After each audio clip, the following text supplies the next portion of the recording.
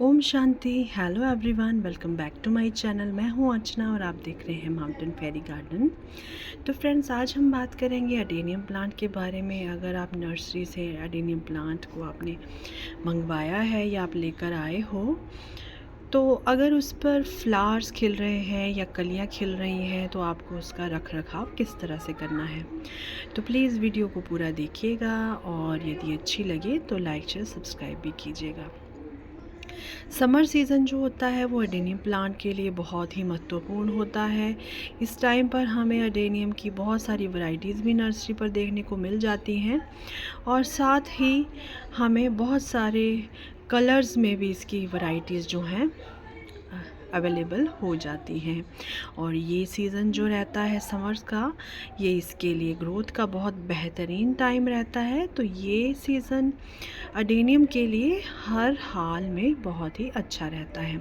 और हम लोग जो अडेनियम लवर्स हैं, जो भी जिनको भी फ्लावरिंग से प्यार है और जो चाहते हैं कि उन्हें बहुत ही कम एफर्ट्स में फ्लावरिंग देखने को मिले, तो अडेनियम ज़रूर लेकर आते हैं। पहले तो मुझे भी यही लगता था कि अडेनियम जो है बहुत ही डेलिकेट सा प्लांट है, इसकी केयर करना नामुमकिन है। पर जब मैं इसका एक प्लांट लेकर आई और मैंने बहुत अच्छे से उसकी केयर की, तो मुझे एहसास हुआ कि अरे ये तो बहुत ही इजी ग्रोइंग प्लांट है। इसको बस आपको थोड़ा बहुत इसका ख्याल, तो मैं कह रही थी कि ये बहुत ही इजी ग्रोइंग प्लांट है और बस हमें ध्यान रखना है इसकी वाचिंग नीड के बारे में। हालांकि ये कहा जाता है कि ये डेज़र्ट रोज़ है।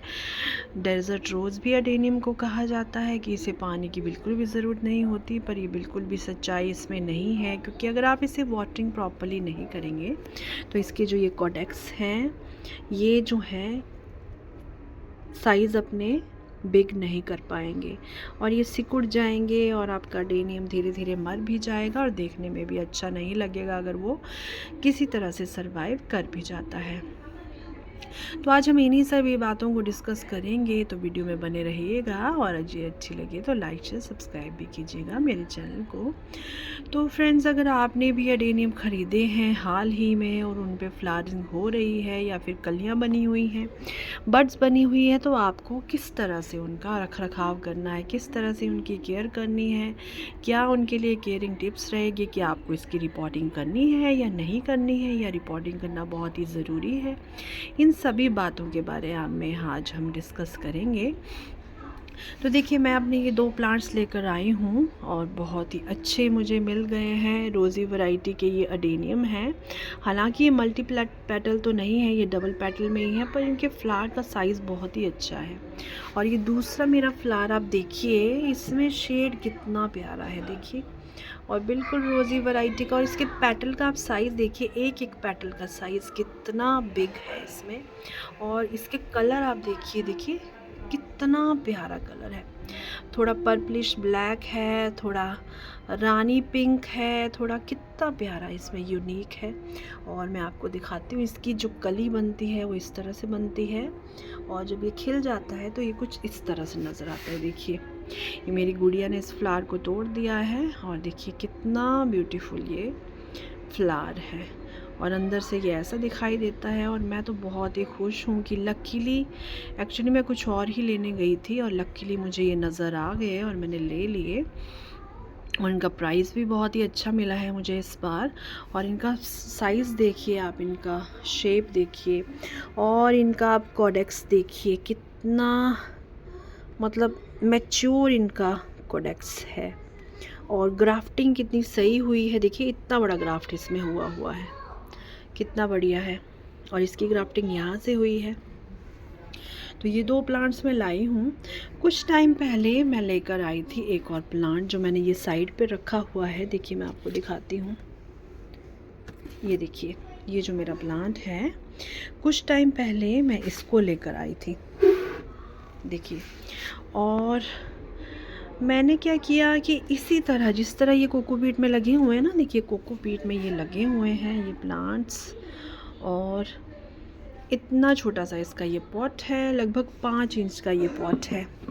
और ये जो प्लांट मैं आपको दिखा रही हूँ, देखिए इसके फ्लावर का कलर भी बहुत ही खूबसूरत है। बहुत ही अच्छा है, बहुत ही बेहतरीन है। और ये थोड़ा येलो और डार्क पिंक के मतलब कॉम्बिनेशन में ये कलर है, ये फ्लावर है। और जब ये थोड़ा सा डल हो जाता है तो इस तरह दिखने लगता है। और देखिए ये इसका एक फूल गिरा हुआ है, पर जब ये खिलता है तो बहुत ही प्यारा कलर निकल कर आता है। और इसके फ्लावर का साइज़ आपको छोटा छोटा दिख रहा होगा, मतलब ज़्यादा बिग इसका नहीं लग रहा होगा। इसकी एक वजह है, मैं आपको अभी बताती हूँ। तो मैं ये प्लांट जो है ये मैं कुछ टाइम पहले लेकर आई थी, आई थिंक 1 मंथ से ज़्यादा हो रहा है शायद। और इसी तरह कोकोपीट में ये लगा हुआ था, पर बिल्कुल छोटे से पॉट में, इतने छोटे से पॉट में। मैं आपको बताती हूँ, ये देखिए, ये इतने छोटे से पॉट में ये लगा हुआ था, क्योंकि इसका कोडेक्स देखिए अब बहुत ही छोटा है, इसका कोडेक्स है ना, ये देखिए बहुत ही छोटा इसका कोडेक्स है। तो इसमें ये लगा हुआ था और ये बार बार गिर रहा था हवा से। तो मैंने क्या किया, इसको निकाला मैंने पॉट से बाहर और मैंने इसे रिपोर्ट कर दिया। जो मैंने मीडिया हमेशा मैं इसके लिए बनाती हूँ, इसमें देखिए कम से कम भी 60-70% तो बजरी और सैंड है, और थोड़ी बहुत इसमें मिट्टी है, और थोड़ी बहुत इसमें वर्मी कंपोस्ट है, और थोड़ी सी इसमें नीम खली है। बस यही चीज़ें मेरे पास अवेलेबल थी, और मेरे पास कोई भी चीज़ें उस टाइम थी नहीं, तो मैंने इसे रिपोर्ट कर दिया। और हालांकि मैंने इसकी जो रूट बॉल है जिसमें कोकोपीट लगी हुई थी, उसको भी मैंने जो है डिस्टर्ब नहीं किया था। बस मैंने उसको फंजीसाइड के पानी में थोड़े टाइम तक डुबा कर रखा, क्योंकि मुझे उसमें थोड़ी सी फंगस नज़र आ रही थी, और मैंने उसे डुबा कर रखा और मैंने रिपोर्ट कर दिया। बिल्कुल भी इसको डिस्टर्ब नहीं किया। अगर मैं इसको आपको अभी निकाल कर दिखाऊं तो कोकोपीट अभी भी इसके साथ, एक्चुअली वो कोकोपीट नहीं थी, जैसे कोको चिप्स जैसे इस तरह के होते हैं, ये अडेनियम के लिए अच्छे होते हैं। कोकोपीट अडेनियम के लिए बिल्कुल भी अच्छे नहीं होती है, पर ये जो कोको चिप्स होते हैं ये अडेनियम के लिए अच्छे होते हैं, अगर आपको इनका कोडेक्स का साइज़ जो है वो बिग करना है तो वैसे ही मैंने इसे लगा लिया था, ठीक है। लेकिन इसको क्या शौक लगा मुझे समझ नहीं आया, ना मैंने इसकी रूट्स डिस्टर्ब करी, बड़ी आसानी से वो पॉट से बाहर निकल गया, और एक एक लीव इसने पूरा अपना झड़ा दिया। बिल्कुल एक भी लीव इस पे नहीं बचा था। अब ये थोड़ी बहुत ग्रोथ इसमें हुई है 20-25 दिनों में, ये इसमें थोड़े बहुत लीव्स भी आए हैं, और थोड़े बहुत इसमें ये कलियां भी बनी हुई हैं। अदरवाइज़ मुझे तो लग रहा था कि मैंने अपना नुकसान कर दिया और मेरा प्लांट ये ख़राब हो गया, पर थैंकफुली ये चल पड़ा। तो मुझे समझ में आया कि जब हमारे उस टाइम इस पे कलियां बनी हुई थी, इसी तरह की कलियां इसमें बनी हुई थी, 3-4 कलियां यहाँ बनी हुई थी, 3-4 यहाँ बनी हुई थी, एक यहाँ पर भी बनी हुई थी, और पूरा अच्छे से ये मतलब ग्रोथ ले रहा था। और शायद इसको ज़रा सा शौक लगा है और इसने अपनी सारी लीव्स गिरा दी, और जो कलियां थी वो भी सूख गई इसकी। और लेकिन शुक्र है कि ये मतलब चल पड़ा मेरा प्लांट। तो मुझे लगा कि शायद जब इस पे कलियां खिल रही होती हैं, और इस पर जब ये देखिए कितने खूबसूरत फ्लावर्स हैं, कलियां आ रही होती हैं, या फिर फ्लावरिंग ये कर रहा होता है, तो हमें इसे उस टाइम पर बिल्कुल भी डिस्टर्ब नहीं करना चाहिए। हालांकि ये पॉट्स इसके लिए बहुत ही छोटे हैं, 5-5 इंच के पॉट हैं, अगर तेज़ हवा चले तो ये गिर भी सकते हैं। पर अभी तक हमें बिल्कुल भी रिस्क नहीं लेना है, और इनको रिपोर्ट बिल्कुल भी नहीं करना है, जबकि ये टाइम अडेनियम की रिपोर्टिंग के लिए अच्छा है अगर आप उसे रूट बॉल के साथ ही रिपोर्ट करते हो और उसके रूट बॉल को डिस्टर्ब नहीं करते हो।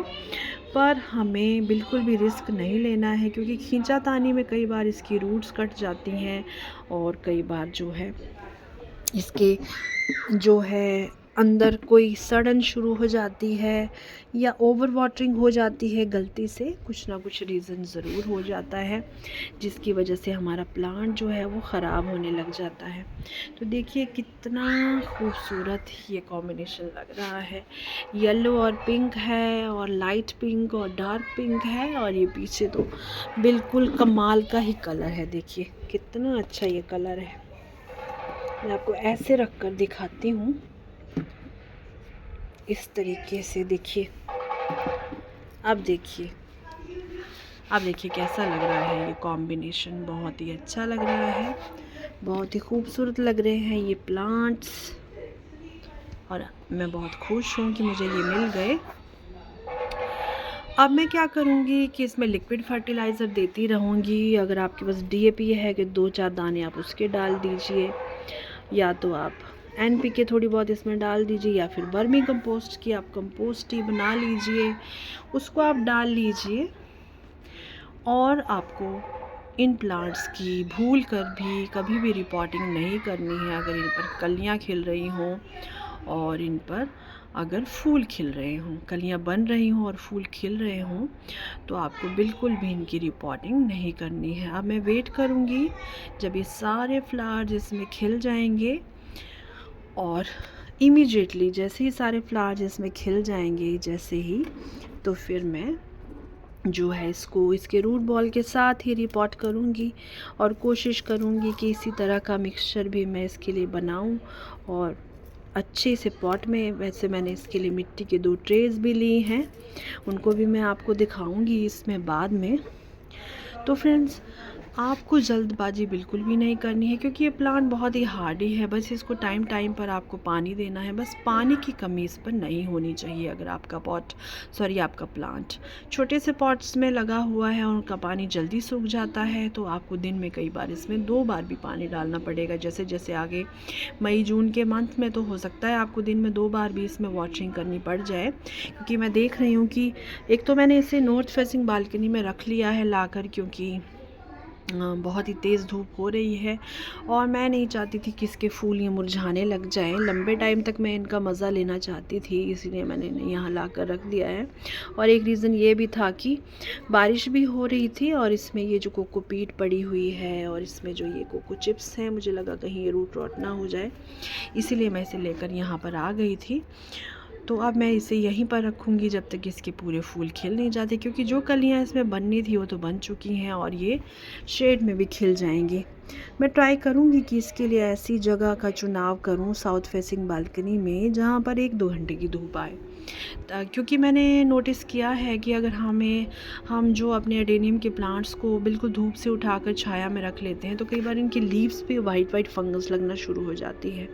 तो मैं नहीं चाहती मेरा प्लांट ख़राब हो, तो 2-3 घंटे की धूप जहाँ पर मिले मैं वहाँ पर इसे शिफ्ट करूँगी। अभी रिसेंटली मैं इसे लेकर आई हूँ, इसीलिए मैंने इसे यहाँ पर रखा हुआ है। तो धीरे धीरे मैं इसको शिफ्ट करूँगी। और ये प्लांट जो है मेरा, ये पीछे वाले तो धूप में ही पड़ा हुआ था, तभी इसमें नई कलियाँ बनी हैं और नए लीव्स भी आए हैं, तो बारिश की वजह से मैं उठाकर इसे ले आई थी।